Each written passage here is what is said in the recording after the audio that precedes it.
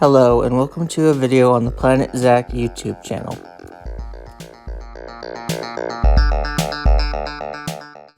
Today I'm doing a review of the Spooky Furniture map on the Minecraft Marketplace. This map was put together by House of How, the same person or group that put together the Froggy Furniture map that I featured previously on my channel. This one was fairly similar and equally fun. I would say it was actually more fun because I'm a little bit into Halloween. I donned their jack-o'-lantern skin that came with the map. It's pretty cool looking. I had a problem. There are places in this house where monsters spawn, and you are forced to play in survival mode, which is always going to dock points for me since I'm mainly playing creative, but I know it's not everybody's thing, so if you like playing survival, you might like this map. I personally feel like the people who want to add furniture to the game are not as interested in playing survival, but that's just my personal preference. And this was a real problem because there's a witch in this attic. I think it's just one that spawned up here when I loaded up the world. And I did not have much luck with this witch. It kept killing me, but guess what? That's a good thing, because now we're going to see the tutorial area I started in. You can see here there's lots of different signs telling you what to do. I had a bit of trouble reading them, especially in this jack-o'-lantern room, but I am fairly nearsighted and my TV is pretty far away from me and it's modestly sized, so that's probably why. Not a fault of the studio or anything.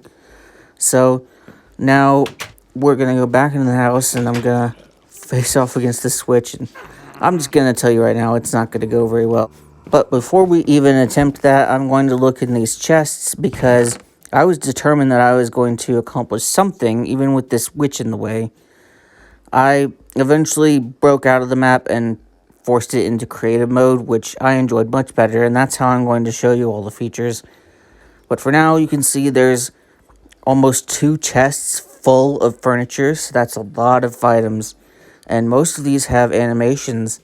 Some of them, I will admit, are less good than others, but they were pretty thoughtful about most of them, I think. Each one has its own spawn egg of sorts, because the furniture is actually mobs. That's how this works in most furniture maps, and you can see I'm collecting all of them into my inventory space. There's a lot of different types of furniture for different rooms. This house wasn't the best layout for using all these furniture items, but I made it work. And I'm going to show you what it looks like decorated, and I'm going to show you all the furniture's animations and stuff. These items are pretty cool in my opinion. There's a lot of items in this chest that are for inside. There's a couple more that are for the outside in the other chest. But you have indoor and outdoor decorations, which is pretty cool. And then there's a couple where you can place them pretty much anywhere you want. Here's the other chest, and this is the chest with all the tools.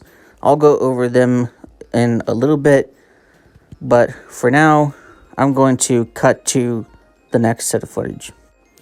Here you can see peaceful mobs become Halloween themed at night. They're still peaceful, but they're monstrous. Now you can see my sweet new ride to the house. It's a nice hearse. This is one of 3 vehicle items that you have in addition to all of the furniture items and tools. And it's pretty sweet. Here on the ground here, moving around there, is a witch's broom, which you can mount and ride and fly around on, which is pretty cool. It's probably a lot cooler in survival since you can't fly any other way. But it's still fun to mess around with in creative. And here I've gotten it into a position I don't want it in, so I'm going to use the move tool. Accidentally picking up this tree. I'm going to move it back to where it was on the path. And this seems like a good segue into talking about the tools. First you have the color wheel, lets you change the color of things. Then there's the rotate tool, lets you rotate things. I'm holding the move tool, you saw that in action. There's also the gravity tool, which lets you adjust whether something is subject to gravity or if it floats. You kind of have to use that one in conjunction with the move tool. Then there's the delete tool, which lets you remove items. And then this purple one on the end is the scale tool, which lets you scale items up to a bigger size. Sadly, they cannot get smaller than their default size, but they get bigger. Here I'm hopping into the moving spooky carriage and moving around in there. You can see the horses trot as you move forward. It's a little hard to see, so I like the hearse better, but it's a cool aesthetic either way. Here's this candy corn tree. It twists and writhes and throws candy at you if you interact with it. And then here's this bench. All of the furniture that could be sit upon has the feature that allows you to sit, which is a point in favor of this map. These tentacle lanterns also light up as a light source and can be turned on and off. Another point. A lot of maps will have a light source and it's like you can't actually use it to light anything up. What's the fun in that? Here, I'm going to go over past the hearse to this area over here. You can see there's a gravestone, which you can see there's a hand coming out of the grave when you interact with it, and then it'll go back down when you interact with it again. There's a sign. It does something. I'm not entirely sure what it's doing. It's kind of weird. And then right next to it is this thing that's like some kind of mound. I thought it was maybe like a dug grave or something. Of course, it could be that infamous portrait of what looked like a pile of ash. It also has this sign on it that says backup mascara. It's very puzzling to me. So these three items are definitely not my favorite among them, but they're here, I suppose. I think a lot of the other outdoor stuff is better. This one's cool. It's a stump, and it gives you a little grin when it is interacted with. And here's this light post with a jack-o'-lantern on it. It kind of gets all up in your grill if you interact with it. Pretty cool. I'm going to walk up the stairs onto the porch and show you there is a cat that you can place. It's not like the cats that are already in the game. It's more like a decoration. And you can see it's got a little jack-o'-lantern on its tail. It doesn't do anything when you interact with it, but it's still pretty cute. And then there's this scarecrow, which does this little number when you interact with it. And there's one more outdoor item. I mean, the cat, I guess you could put inside if you wanted to. But this outdoor item is the withered tree, which there's a couple of. And it doesn't do anything when you interact with it, but it's a cool looking withered tree.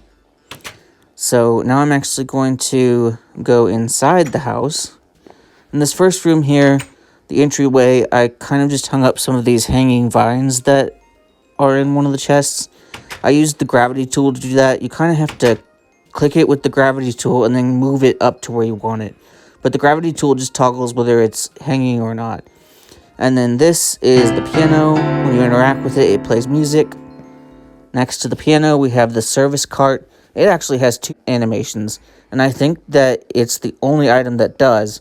I couldn't find any more that did. It'll either serve you a glass, or it'll go ahead and spin its head around, which you'll see it doing right here. It's a pretty neat little item, and I like the amount of detail that went into this one. It's pretty cool. It's one of my favorite items by far. You can see over here, there's a dining area. The head kitchen chair is there, along with these more generic coffin chairs. The dining table is actually a coffin that has a vampire inside. When you interact with it, the coffin lid will raise, and you will see the vampire inside. And the coffin lid will actually stay open with the vampire twitching until you interact with it again. Here you can see the seating area, two more of these coffin chairs, a sofa. There's a table with a bowl on it. The table and the bowl are actually separate items. And then across from these chairs, on the other side, closer to the fireplace, there's this armchair. And then this little creature sitting on top of it. I'm not entirely certain what this is meant to be. It's just called a shy plush. It doesn't have any kind of animation. But I put it on the armchair, and it kind of looks around timidly. I sat down on the couch, and now you can see this haunted painting. Ooh, spooky. It's a really cool little detail, I think. And then there's this skull rug on the floor. And then, of course, we have the fireplace. You can extinguish or light the fireplace like you can with any other fire source in Minecraft. And then this coat of arms even has a bit of an animation when you interact with it. I'm not sure how they decided which ones to animate and which ones not to. This bookshelf has an eye that will follow you. It doesn't actually do anything when you interact with it, but that's a pretty cool feature, I think. This nightstand I put in here to fill this gap. It opens up when you interact with it. And then we have this mini table, which does this cool ominous float thing with these arms. And there's a crystal ball on top. Unfortunately, neither of these items have animations. There's a fly trap right here. This one doesn't have an animation either. It just kind of idles. This is called the Evil Tome. It has an animation. Pretty cool. It opens up. Weird tentacles pop out of it. And then you can shut it by interacting with it again. The counter they're sitting on top of does have a bit of an animation. It just kind of goes berserk. And then next to it we have the sink, which lets out some icky ooze when you interact with it. This is the refrigerator. For some reason, there's a snowman in this refrigerator. I don't know if this is left over from a holiday map or something, or if they were just being cheeky. Then there's a garlic bunch up here. It doesn't have any kind of animation. This cabinet opens, and you can close it again by interacting with it. And then this potion rack spins around anytime you interact with it. There's a cauldron here too. Sadly, the cauldron has no kind of animation. And then this is meant to be the garbage can. It's got an alligator face, and it opens and shuts. There's this smaller room in here, and this I turned into a bathroom.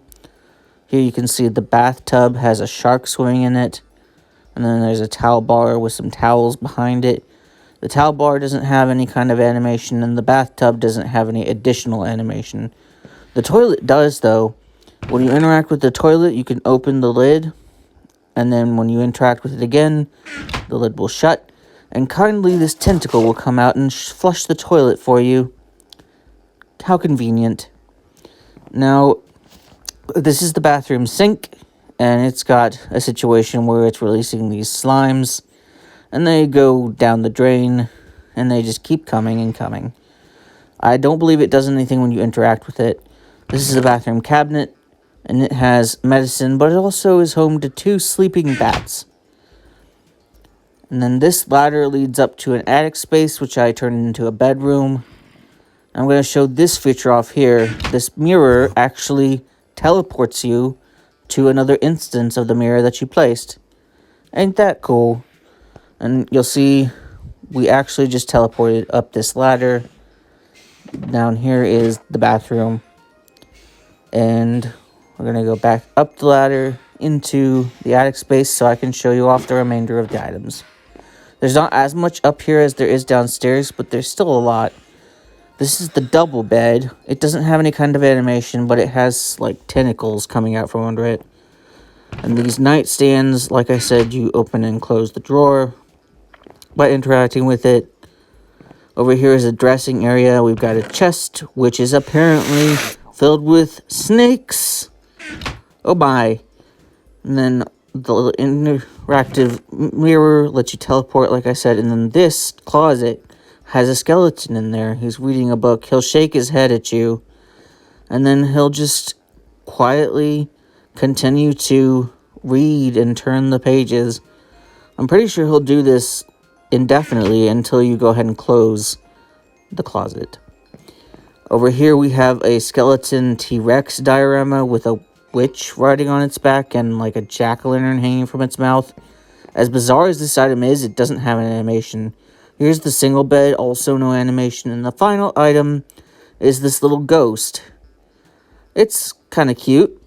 It doesn't do much other than this little animation that it just repeats over and over, and it doesn't do anything when you interact with it. But I think it's pretty adorable. Now this last little bit, I'm just going to be walking throughout the rest of the map. It's actually a pretty massive map, and if you go in one direction from the house that I set up camp in and decorated, there's another house, and then a little bit beyond that, there is a graveyard, which is pretty cool. It doesn't include the graves that are the furniture graves. It's more they used stone items to build some graves. And it even has a little mausoleum at the back here. Creepy stuff. This whole world is so well-intentioned and designed. It's a lot like their Froggy Furniture World with how big it is and how much detail they went ahead and put into it.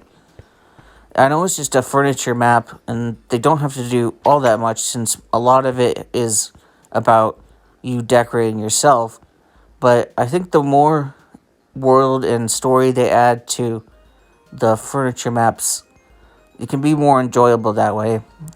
And of course, if you don't like anything that they've built, you can build something for yourself, which I often do in these maps.